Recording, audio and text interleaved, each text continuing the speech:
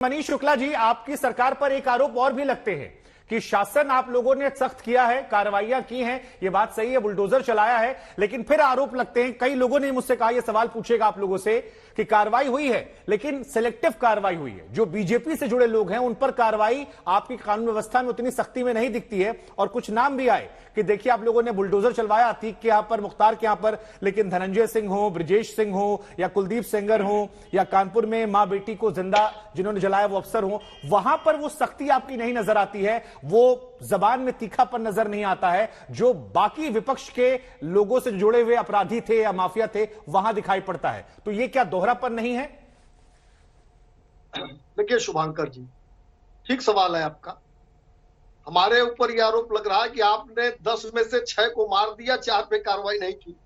ये तो नहीं लग रहा है ना कि 10 में से 10 और बढ़ा के पाल पोस के हजार करोड़ के अपराधी और माफिया खड़े कर दिए जिनके सामने सरकार झुकी रहती है। आपने एक दो नाम भी लिए।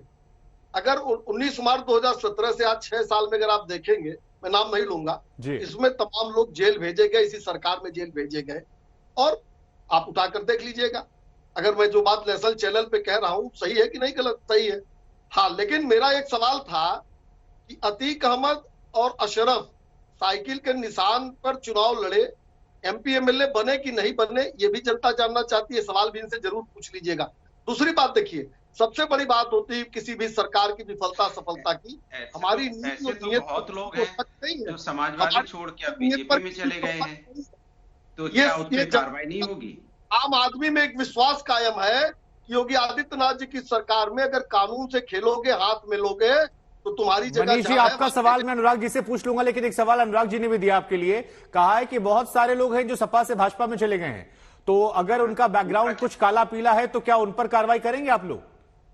नहीं, मैंने कहा तो कि नीति और नियत, जीरो टॉलरेंस की नीति, वो कहीं से कहीं गए हो और कहीं हो, अगर वो अपराधी है कानून से खेलेंगे तो योगी आदित्यनाथ की सरकार में सबके साथ समान व्यवहार होगा। पूर्व का जो ट्रैक रिकॉर्ड उठाकर देखिएगा, इनको अतीक और मुख्तार दिखते हैं, हमारे ऊपर सिलेक्टिव आरोप लगाते रहे ये लोग। यही लोग कहते हैं। आपने जवाब दिया कि ठीक है 10 में से, आपने ये बात मानी, यही बड़ी बात है सर कि 10 में से 6 पर आप कार्रवाई कर रहे हैं, 4 को नहीं कर रहे हैं, बढ़ाया नहीं है, लेकिन 4 को लेकर आप मान रहे हैं कि हाँ वहां पर जो सवाल है वो नाजायज सवाल नहीं है, वो जायज सवाल है। और मैंने कहा ना शुभांकर जी, देखिए मैं बोलूं, कोई भी कार्रवाई अगर कोई योजना लॉन्च होती है, हम कहते हैं कि हम सबको बिजली का कनेक्शन देंगे, तो कोई एक पहला व्यक्ति होगा जिसको पहला कनेक्शन देंगे, दूसरा व्यक्ति होगा दूसरा कनेक्शन देंगे, और 1,74,00,000 कनेक्शन हमने दे दिया।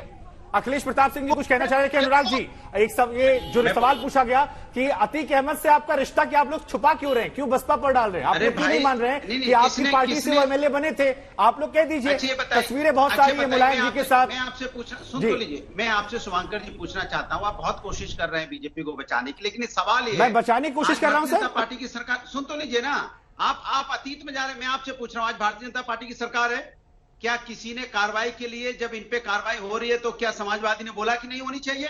अरे बार विरोध किया आप लोगों ने, बीच में नहीं बोला। मनीष जी रुक जाइए, मनीष जी रुक जाइए, मनीष जी अनुराग जी को सुन लेते हैं सर। सुन लीजिए, मुझे बोलने दीजिए, मैं आपके बीच में नहीं बोला, इसीलिए कहते हैं कि अतिक्रमण मत कीजिए, कम से कम डिबेट में तो अतिक्रमण मत कीजिए, वैसे तो करिए। मनीष जी, आपको मैं काउंटर करने का मौका दे दूंगा सर, कार्यक्रम का नाम थोड़ा दंगल है सर। मनीष जी आप बोलिएगा सर, अगर वो कुछ गलत बोल रहे हैं आप काउंटर कर दीजिएगा, आपको मौका दूंगा। कार्यक्रम का नाम दंगल है सर, नहीं बोला, दंगल नहीं करना आपस में। नहीं बोला। अच्छा देखिए, अब आवाज कम कीजिए तभी तो बात हो पाएगी, ऐसे कैसे हो पाएगी? ठीक है मनीष जी, एक बार फिर से रिक्वेस्ट है, आप देखिए मेहमान है मेरे, मैं लौटूंगा आपके पास। देखिए अनुराग जी, और अनुराग जी अपने शब्द वापस ले लीजिए सर आप। अनुराग जी, आपसे भी मेरी गुजारिश है कि आपने जो मुझ पर बेवजह आरोप लगाए हैं, मैंने हर एक सवाल, हर एक तीखे सवाल नाम लेकर पूछे हैं सरकार का, सरकार से जुड़े लोगों का, तो अन्यथा, अरे बोलने तो दीजिए, अन्यथा मैसेंजर को मत ट्रैक कीजिए, बाकी आप बात रखिए। अरे सुन तो लीजिए, मैं अपनी बात कह रहा हूं जी। तो जिस तरह से बात हो रही है, बात आज वहां पे जिस तरह से एक माहौल देखा आपने, बम चल रहे हैं, गोली चल रही है, अरे आपको कार्रवाई करनी है तो आप कह रहे हो ये एमएलए पहले इनके टिकट से जीता था। अरे जीता था तो आप सरकार आपकी है, कार्रवाई आपको करनी है। कानपुर में कितनी बड़ी घटना हुई, कार्रवाई आपको करनी थी। और एक शुभांकर जी भूल गए लखीमपुर वाली घटना, कार्रवाई आपको करनी थी। क्या कार्रवाई हुई जरा मैं जानना चाहता हूं। अगर आप ठोक के कार्रवाई कर दीजिए, जो आप बोलते वो ठोक के अगर लखीमपुर में कार्रवाई हो जाती, ठोक के अगर हथरस में कार्रवाई हो जाती, ठोक के अगर कानपुर में कार्रवाई हो जाती, और ठोक के यहां भी कार्रवाई कीजिए जिस तरह की आप बात कर रहे हैं प्रयागराज में। बचने की कोशिश मत कीजिए कि कौन किससे कब कहां था। आज की डेट में जो माफिया होता है, जो बदमाश होता है, वो किसी दल का नहीं होता है, वो किसी पार्टी का नहीं होता है, वो किसी जाति का नहीं होता है, वो किसी धर्म का नहीं होता है, वो सिर्फ माफिया होता है। इसलिए उसको इससे उससे जोड़ने की कोशिश मत कीजिए। अगर कोई माफिया है तो ठोक के कार्रवाई कीजिए, उसको बचाने के लिए इधर उधर की बातें मत कीजिए।